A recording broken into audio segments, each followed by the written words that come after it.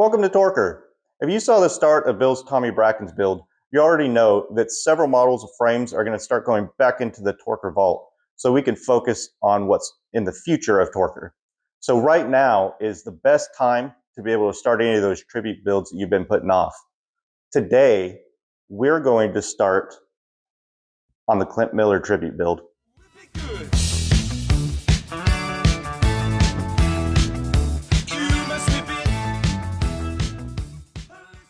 Okay, so all of your parts have arrived and you're ready to start the build. For us, the build is going to be the 26-inch Barbarian Retro. It comes with the threaded 1-inch forks. These forks, they have the bottom race that's going to need to be driven on. You don't get that fancy split ring like with the more modern builds like the Pro X. So you will need to press that down on. On today's build, we're going to start by installing the headset, the forks, the stem, the bars. That way we have a solid foundation to be able to start working our way backwards. So first, let's get that bottom race installed and then we'll come back and we can put everything up front. All right, so after a quick run down to the shop to be able to use a pipe to seat the bottom race on, it is fully seated down. That's something you're going to want to make sure that you do. Make sure there's no air gaps below. It needs to be solid down so everything will be able to tighten up properly. So now this is ready. We can install the headset and we can get the forks in. All right, so an important part of any build is making sure that anywhere where metals make contact, you're putting some lubrication so they don't get golded together. So I'm going to start by putting some grease in the head tube. So don't be afraid to get some grease on your hand. It'll wipe right off.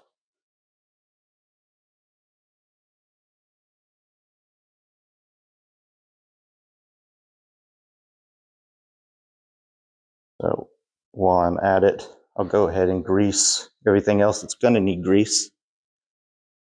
I don't have to get grease on my finger twice.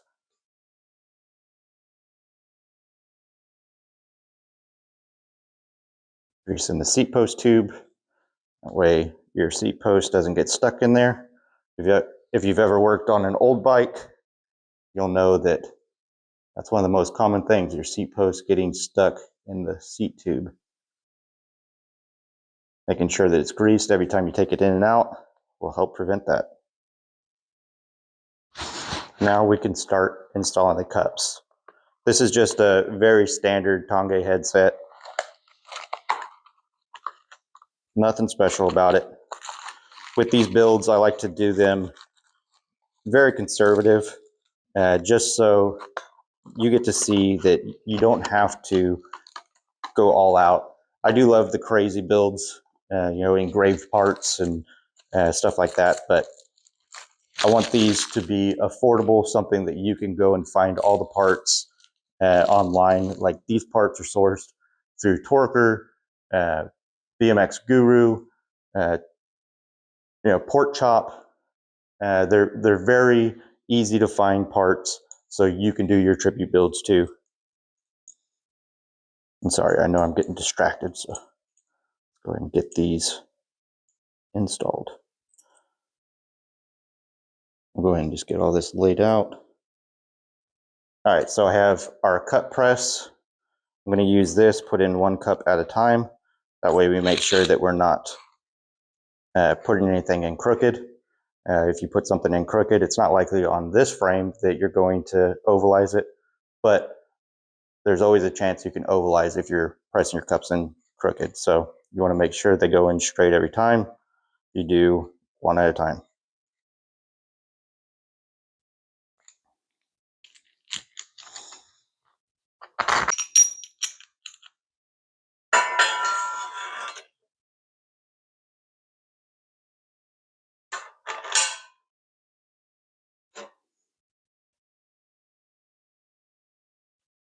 All right, before we start to drive it, we'll just make sure that everything is lined up and ready to go.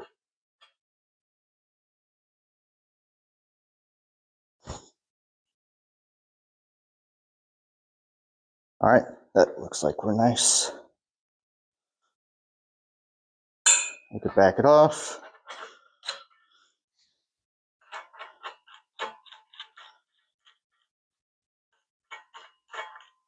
I'll flip this all over.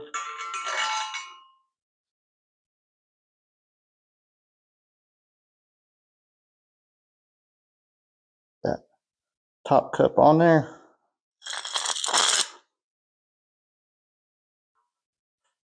So all of this can be done without this press. It's not recommended if you don't have a press. These are available, on Amazon or through your local bike shop, just random bike companies online.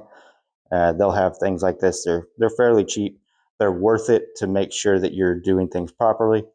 In the past, I've done it with a hammer and a block of wood, but you're taking the risk of ovalizing that headset. So I always recommend getting yourself a cheap cut press. It'll come in handy, for the rest of your life, especially if you're planning on building more than one bike. All right, so we have that all lined up and we're ready to get it pressed in.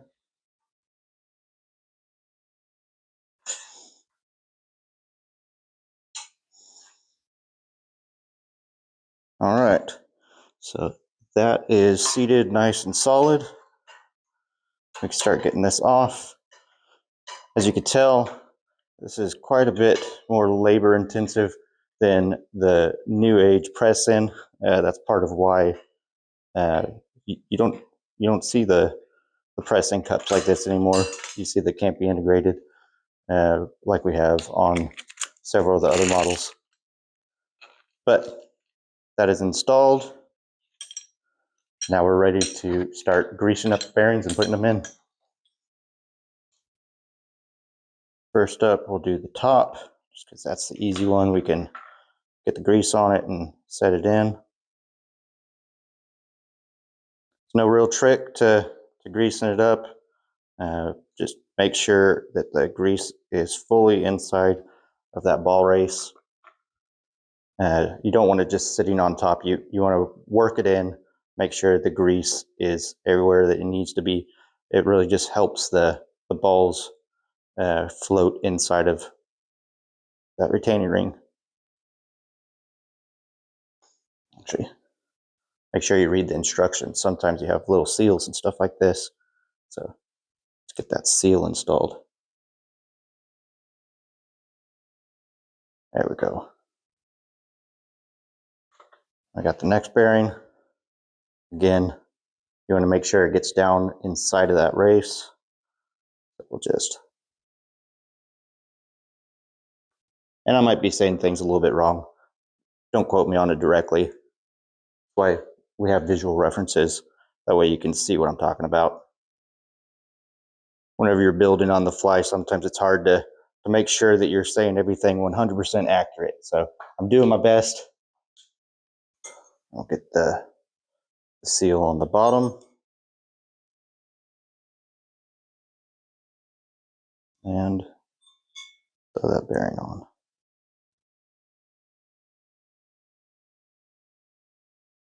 Now we can slide the forks in. All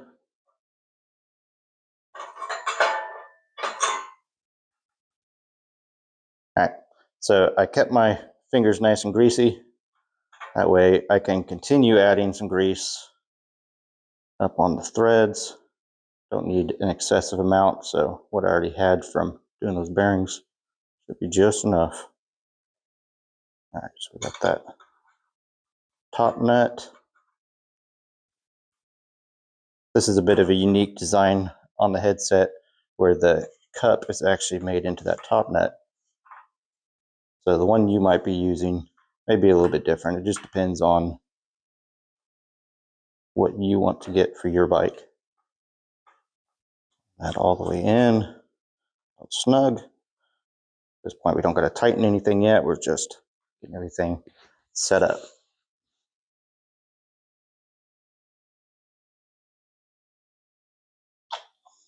All right, so now we have some spacers.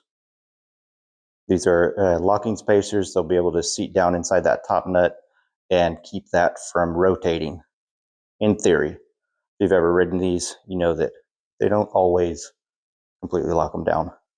So depending on the headset that you're running, I'm going to run this down just so you can see. You may need to have some spacers. It looks like on this one, I'm going to need to. Yeah, so there's a little bit of extra space on the thread. That's no problem. There's 1-inch spacers. Your local bike shop has them. Very cheap. So just make sure you grab a set just to be sure that you have them if you need them. All right, so I have that spacer and I have the tools needed to be able to tighten everything down. So let's go ahead and get that nut off. And we'll put on the spacer. The nice thing about the spacers is that it also gives you a little bit of a pop color. So if you wanted to if you wanted to keep it chrome, obviously you could get polished. If you want red, blue, whatever, be able to go with the accent you're going for on that bike. So go ahead and tighten up front end now.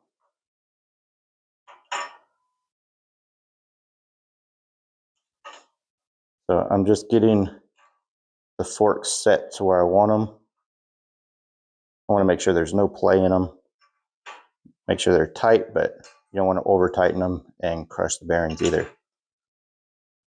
So just work it until it feels nice and smooth. Once it's smooth,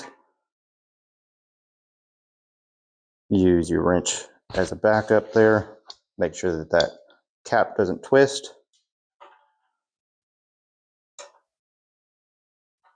You'll need to hold a wrench on that top cap as you're tightening and make sure that you're tighten against the nuts and making sure that the top cap doesn't loosen away from the forks.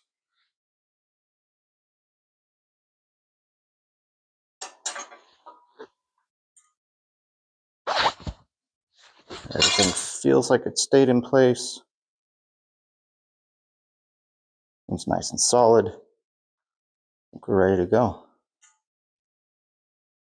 Very nice.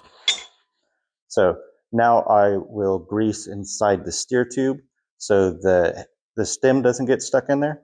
Again, if you've worked on any kind of vintage bike, you know that's another spot just like the seat post.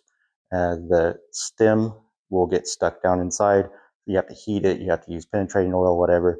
If you lube it up properly beforehand, you'll have a much better chance of that not happening to you. So let's grab the stem, lube it up, and put it in. All right, so we have the Ultra 6 with the quill. Like I said, we're going to get that lubed up. That way we never have any problems getting it back out.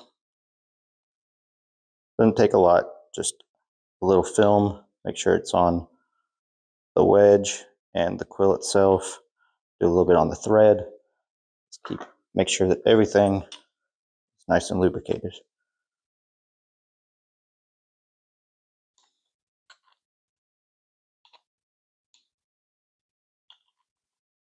All right, so when you're installing the quill stems, the wedge, sometimes it'll want to kind of get stuck on the outside. So you need to make sure that you align the wedge with the quill and feed it down into the steer tube.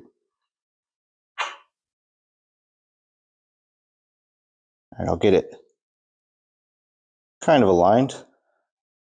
Obviously, we'll have to come back after it's built and realign everything when it's on the ground. So we'll tighten down the wedge bolt now.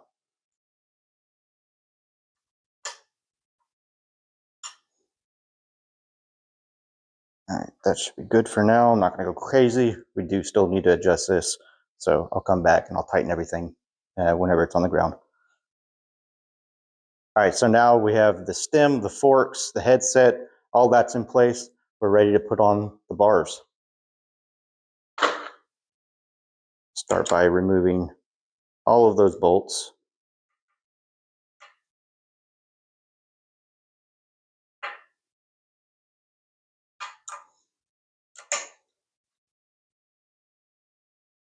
All right. Now I'll grab those bars. All right. We just have some nice retro style cruiser bars. Go ahead and throw those up there. So whenever I'm installing it, before I put the cap, I always like to try to throw the bars forward a little bit, just so I can see the knurling on the bars, and I can kind of get it aligned before having anything in place to obstruct my view.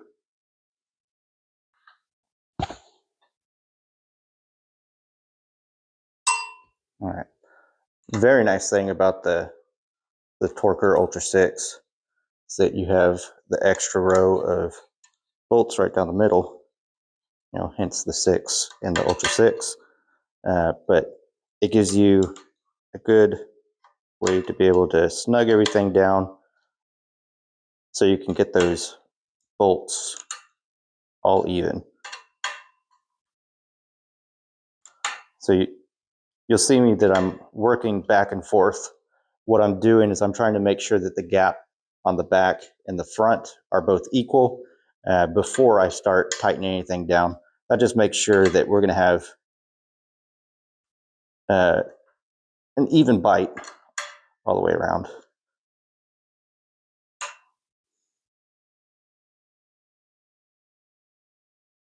All right, so now we can kind of get the bars up where we want them. Try to get them just about in line with the forks.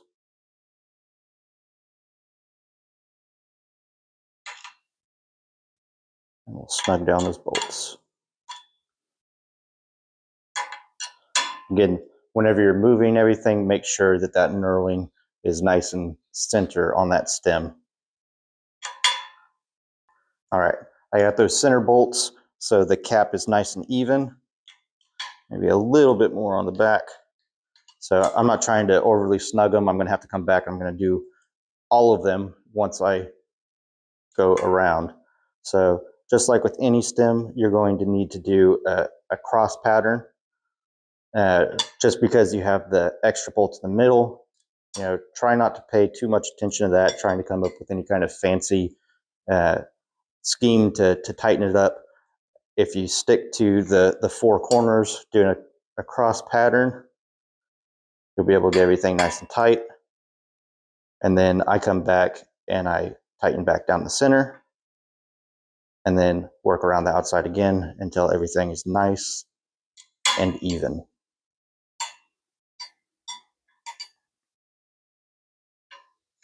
I'm going to go back down the center.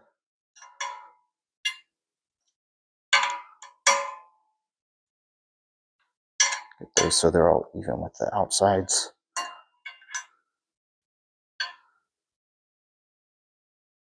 And I'll do one more pass around the outside and then down the center.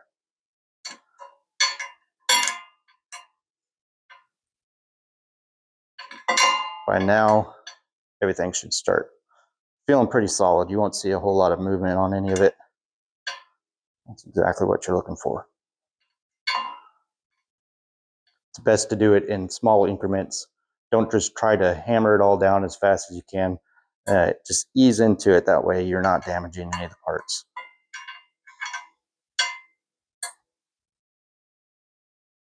All right, so nice and tight. All right, so I think that's a good place for us to stop today. We got the forks, headset, stem, bars all installed. Made a ton of progress into this build already. But we could come back on the next one, get the wheels, cranks. We might be able to get everything else done on this so we can get it out to the track.